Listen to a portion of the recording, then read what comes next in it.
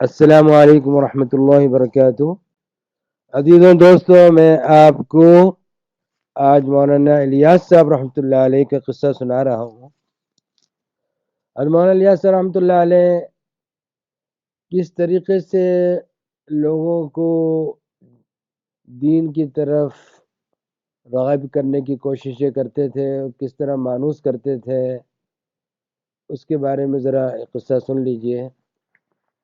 مجھے حضرت والد ماجد مولانا محمد عاشق الہی بلند شہری مہاجر مدنی رحمۃ اللہ علیہ نے سنایا، فرمایا کہ ایک مرتبہ ایک پہلوان نے میری دعوت کی تو میں نے اس کی دعوت قبول کرنے سے معذرت کی، تو اس نے کہا مولانا میری دعوت قبول کر لیجئے، میرا مال اب حلال ہے۔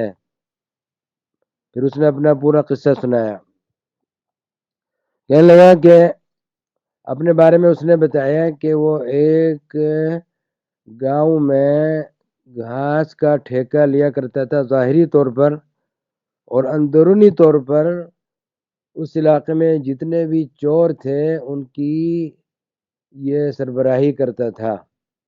جتنی بھی چوریاں ہوتی تھیں اس علاقے میں یہ ان چوروں کا سردار تھا۔ ظاہراً گھاس کا ٹھیکہ لے کر وہاں کھڑا رہتا تھا گھاس پر، بظاہر ٹھیکیدار بنا ہوا ہے، لیکن اندرونی معاملہ کچھ اور تھا، چوریاں کرواتا تھا اس علاقے میں۔ تو کہنے لگا کہ میرے پاس سے مولانا الیاس صاحب رحمۃ اللہ علیہ گزرتے تھے اور اپنی سواری سے اترتے اور مجھے گلے لگاتے اور میری پیٹھ اور میرا کندھا پر ہاتھ ایسا ایسا مارتے، تھبکتے اور کہتے ہمارا پہلوان ہمارا پہلوان، اور یہ اس طرح کر کے مولانا واپس اپنی سواری پر بیٹھ کر تشریف لے جاتے۔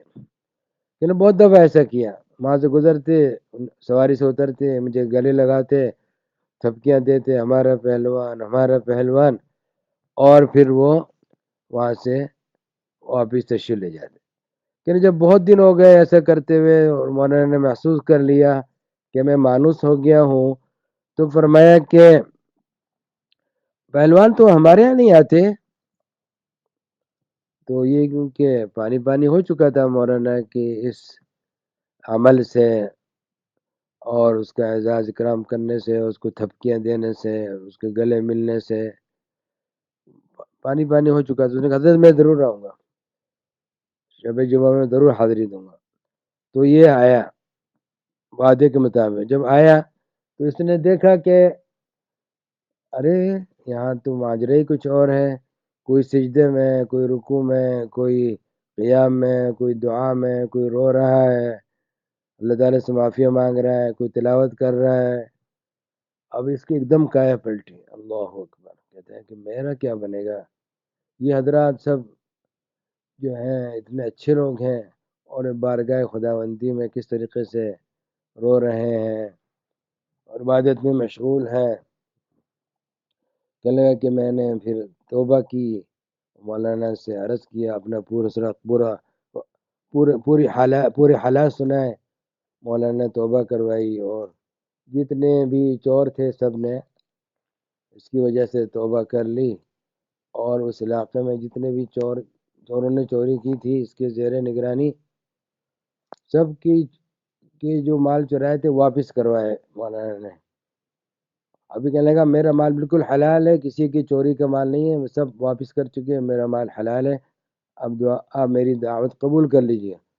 دیکھیے بزرگوں کی حکمت عملی، اللہ تعالیٰ نے جو فرمایا ہے ادع الی سبیل ربک بالحکمت والموعظۃ الحسنہ، کہ اپنے رب کی طرف بلاؤ، ادع الی سبیل ربک بالحکمت، حکمت کے ساتھ اور اچھی نصیحت کے ساتھ۔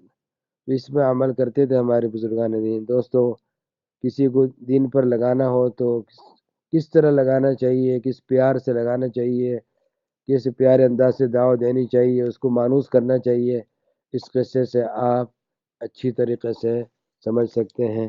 والسلام علیکم ورحمۃ اللہ وبرکاتہ۔